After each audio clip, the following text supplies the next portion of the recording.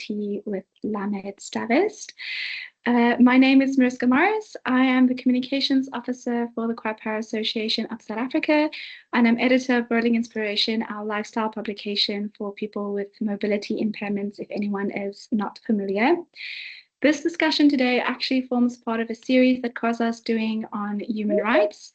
Some of you might have attended our earlier webinars. We had one on advocacy and disability rights, one on love and relationships, as well as one on YouTube. If you missed any, on employment. If you missed any of them, they are available on YouTube, and this one will be as well. So you're very welcome to go check that out. We also have a couple more upcoming, so please keep an eye out for that. We will let you guys know when they're coming. And then today the theme is really on the right to equality, specifically financial equality. Obviously, people with disabilities have a bit more expenses related to their disabilities, and tax rebates are kind of a great way to win a bit of that finances back and even the playing field for yourself, making sure you can do more with your money. Unfortunately, to do that, you kind of need to understand a very complicated system, which is why we're hosting this webinar and why we've asked Lamed to please share his wisdom and expertise with us so that everybody just has a bit more of an idea of how to go about doing your disability-related tax rebates. So a bit of background on Lamed. He is a new contributor to Rolling Inspiration, so you can go check his articles on the magazine and on our website, and keep an eye out for those because they are very great and have a lot of advice in them as well. And then he is also a qualified chartered accountant and an experienced tax practitioner. And also, very interestingly, he has a son with a disability who actually is the inspiration behind his business, Your Disability Tax. His own lived experience of having to do tax rebates kind of spurred him to start this business and then help other people to also be able to just do their tax returns. So Lamed, thank you so much for being here today. Thank you so much for your willingness to share your wisdom. Yeah, please start the presentation. Tell us all about what we need to know for our disability tax rebates. Thank you, Mariska. Appreciate the opportunity to present this webinar. And yeah, it's exactly as you said. My whole journey started when my son was diagnosed with cerebral palsy, and suddenly I had to figure out how to do this claims, and I've also struggled a lot. And because of that, I thought, if I'm struggling, I'm a qualified tax practitioner. How many other people are struggling with this? And that's why I started this business, to help other people also claim the tax rebates and make sure that the maximum refunds are paid back. As we all know, this is living with a disability. It's very expensive. I just want to make sure everyone's seeing my slides. Yes, we can see. Thank you. Okay, great. So, what I would like to discuss in this webinar is that it's almost a puzzle, the whole claims process, and I want to discuss each piece of the puzzle, and hopefully afterwards that will make a lot more sense to the attendees on how to claim and what SARS's view are of certain aspects of this legislation. So first of all, it is the taxpayer. So the medical aid or the tax credits is only available to people paying taxes. So it's typically your salary earners, your business owners. If you're earning rental income or any other income, you will qualify for the medical aid tax rebates, for the disability tax rebates. Then you should have an e-filing profile, and that person should then be paying the expenses the medical aid, the therapy, all of those expenses. So that's the first piece of the puzzle. Secondly, there must be a qualifying person.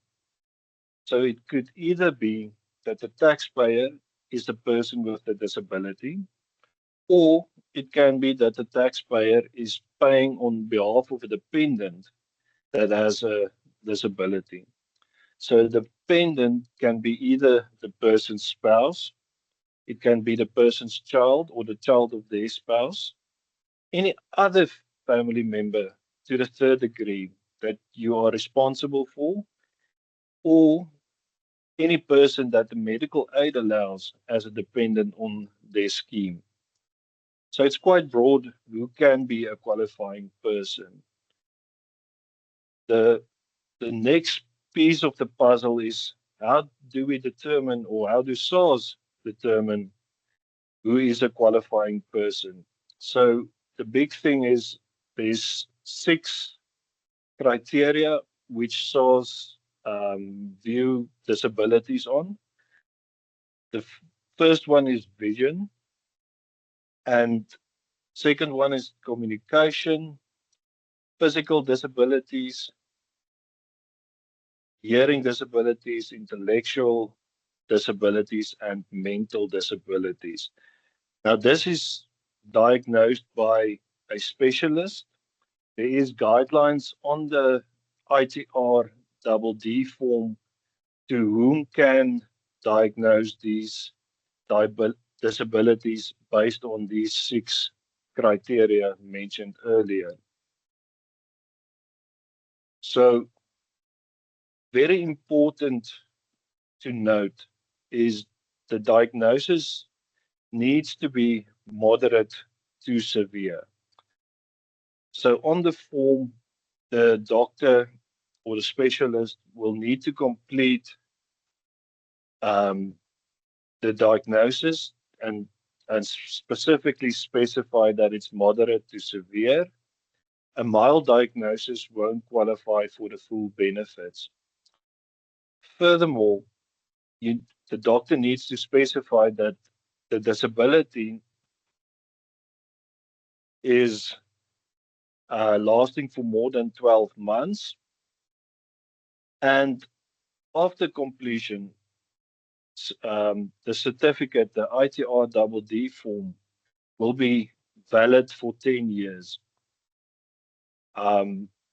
So it's worthwhile to get it completed correctly the first time, because that certificate will then be valid for up to 10 years. There is a limitation on the claim, and the limitation on what you can claim is, well, firstly, you have to pay tax. Then that limit is to the tax that you actually paid. So what we advise our clients is if there's a lot of qualifying expenses that you incur in a certain tax year, you should consider to split these expenses between spouses. Then you're not limited to just one taxpayer, but you can split that expenses to both taxpayers. You will have to complete ITR double D forms for both spouses then in that case, but that could actually help you claim a lot more if there's a limitation on your tax claim. Then SARS is currently on a drive to make sure that these expenses are actually paid by the taxpayer. So taxpayers can only claim if they actually made the payment. So it's not sufficient anymore just to submit an invoice. SARS actually now requires us to also submit the proof of payment or bank statements to support the payments. Then also sometimes a spouse and the dependents can be on different medical aids. So the main member might be the wife, but the husband is paying for the medical aid. In that case, we should make sure we usually get a confirmation letter from the medical aid, which specifies even though the wife, for example, is the main member, it's the husband that's paying and therefore can claim for the medical expenses. As I said, bank statement should be sufficient as proof of payment or the letter from the medical aid. So let's get into some practical details of what is allowable, what can be claimed in terms of the tax legislation. So some expenses that not everyone knows about is the nappies, your service animals, training of the service animals, any alterations to your home. If you need to build a ramp to give access to your home, or you need to lower the cupboards, put in any railings in your bathroom, for example, put um, you have to broaden your door frames to allow for access with a wheelchair. All of that can be claimed. You typically would need a supporting document like an invoice. Um, when you're doing alterations to your home, make sure the description on the invoice is detailed enough to see that the specific alteration that you made to your home is related to the disability. It just can't just say alterations to living room. It needs to have a bit more detail. Other expenses that you can claim are typically your school fees. If your child has a disability and is in grade R to grade 12, you'll need a school statement of the school attending plus a mainstream school in your area because you can claim the difference between the school fees and the mainstream school fees. If your child needs a school assistant, uh, invoice, you can give an invoice or an employment contract to claim that expense.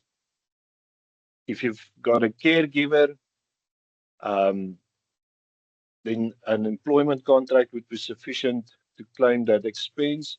If the caregiver has living in expenses, the invoices relating to that expenses can be claimed. If you need to give your caregiver training in certain aspects of caregiving, that fees will also be claimable. A big one that a lot of people miss is the travel to your doctors, your therapist. Um, if you need to see a specialist in Joburg, for example, you can actually claim those travel fees, even if you have to fly to um, the doctors to see the specialist. That travel costs can be claimed, or you can claim it via a logbook.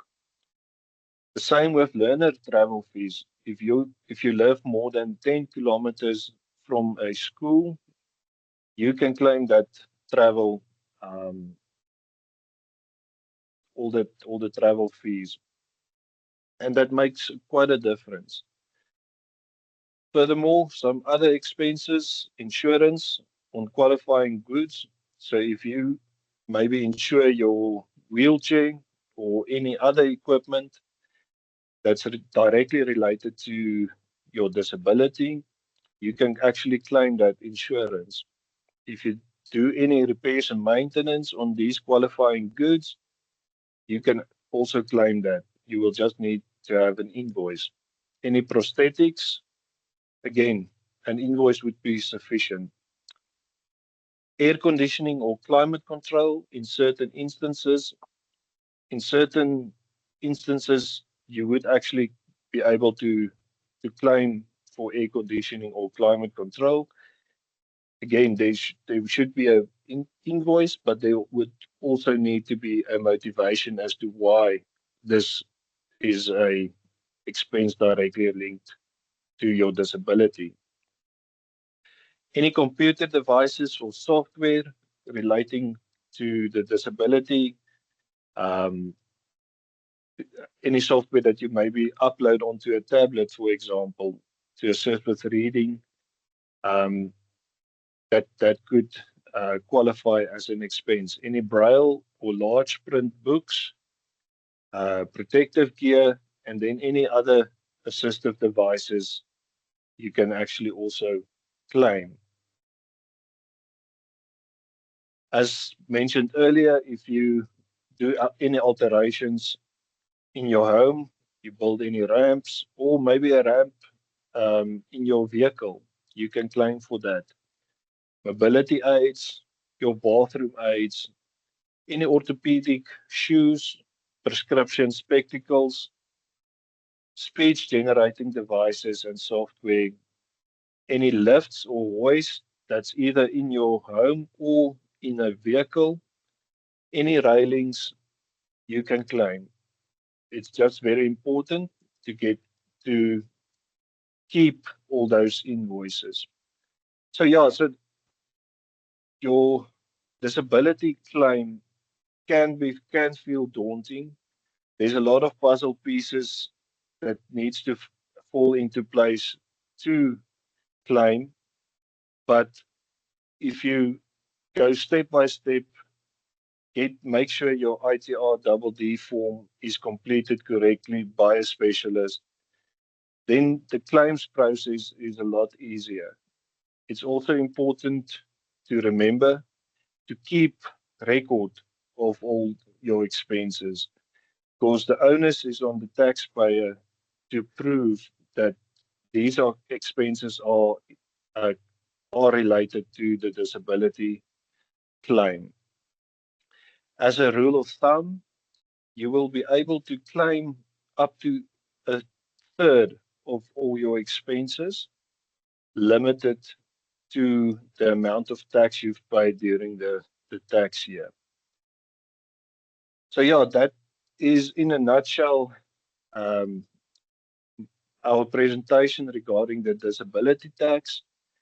As mentioned before, we specialize in disability tax, but we also assist with normal tax, estate planning, wills, and trusts. If Mariska, I think there is some time left.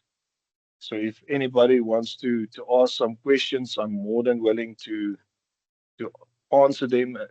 And if I can't answer them, I'll try and find out and get back. Yeah, thank you so much, Lamet. That was very insightful. What a great overview. We did have some questions in the chat, so I can share them with you. And then, of course, if anyone wants to raise their hand and ask a question, they're very welcome to.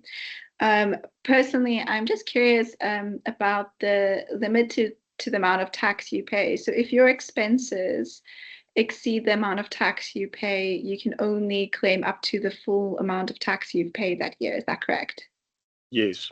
Okay. So it's also important when you speak to your tax practitioner, um, or you know that you're going to incur a lot of expenses in the following year, um, to make a plan.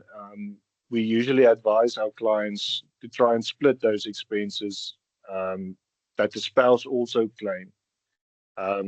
Otherwise, there is a portion that you can't refund and you can't carry forward those expenses. So it's only in that specific tax year that you can claim it. But yeah, it's unfortunately limited to the amount of tax paid during the year. Yeah. Wonderful. Then we had a question from Bix, who said, do retirees pay tax from their monthly private pension? So does private pensions count? Yes, so definitely counts. SARS view all your income. So it either, if it includes your private pensions, your interest earned, rental income. So they take that total income and tax you on the total income. So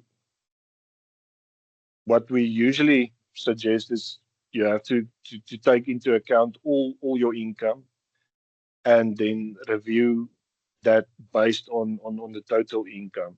So a private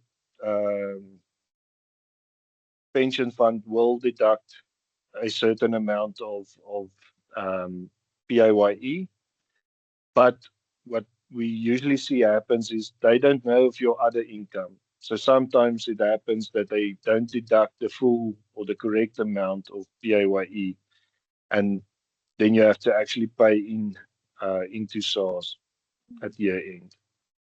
Yeah, that sounds very complicated, but I hope folks that answers your question. We had a question from Mandy. She said, why does SARS ask for the certificate every year? I think she's referring to the ITRD. ITRD. Yes, it's usually because it's each time it's a different SARS official that reviews your file. So it's standard practice to upload that ITRDD, even though it's valid for 10 years. Just because there's each time it's usually somebody different that reviews your file. But yeah, it should have been an easy way to do it.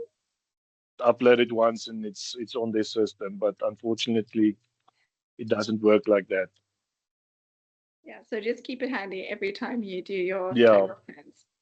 And then we had Christelle. She asked whether or not wheelchairs can be insured. Mandy mentioned that it's insured through your householder's policy, but I don't know if you want to speak a bit to that a bit more.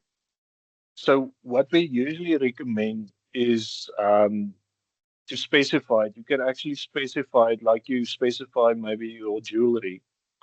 Ask your broker just to specify the wheelchair, because then it will be a separate line item on your insurance schedule, and then it just makes it easier to claim. Yes. Krista, I'll also mention we know of some companies who do separate wheelchair insurance, so we will share that with everybody on the email with the link to the webinar recording and all of that afterwards. Then we've had a question from Quibus. He says, if I am on disability and receive payout, would that be seen as income and count towards claiming back? It depends on the insurance policy. If it usually it's tax free.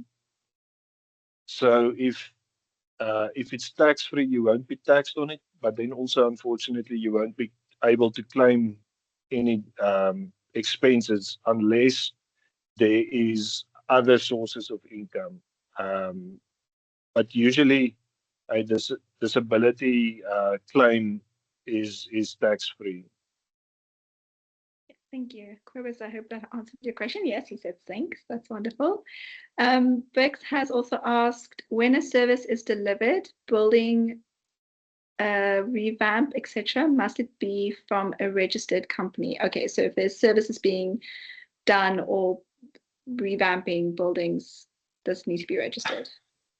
If you've got documentation that proves that the actual building or the alterations was done, that should be sufficient. So it's usually easier when a company attends to the alterations. But if it's an individual and they can give you an invoice with a detailed description of what was done, then you should be fine. Yeah, so it's more just using a registered company makes the process of claiming a little bit simpler and less complicated. A question I also have is just, I know with when you are revamping, are there limitations on how much you can claim? So for example, if you're building a ramp and you're using maybe more expensive paving, does SARS have caps on that, or is it whatever you've used?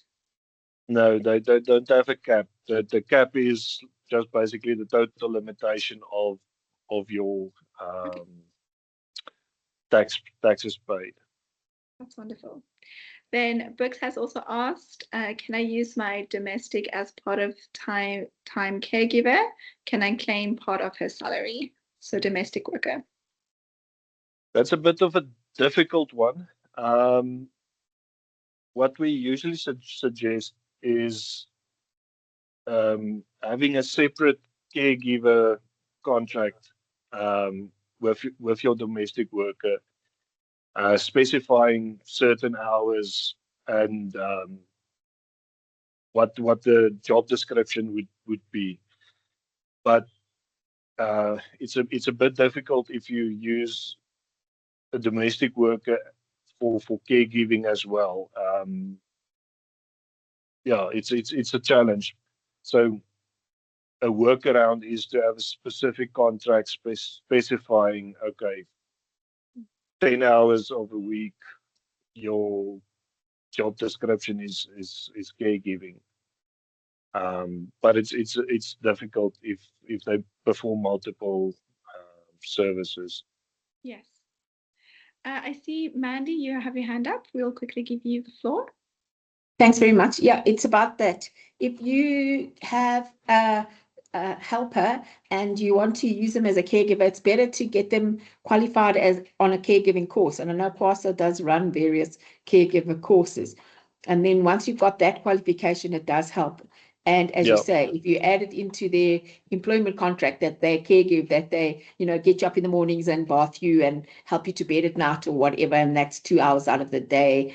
And they've got you can claim that if the caregiver has a qualification. And so it is important to do that, because then it is claimable. I have people who have done that in the past and it's been successful. Thanks. Wonderful. Thank you for sharing, Mandy.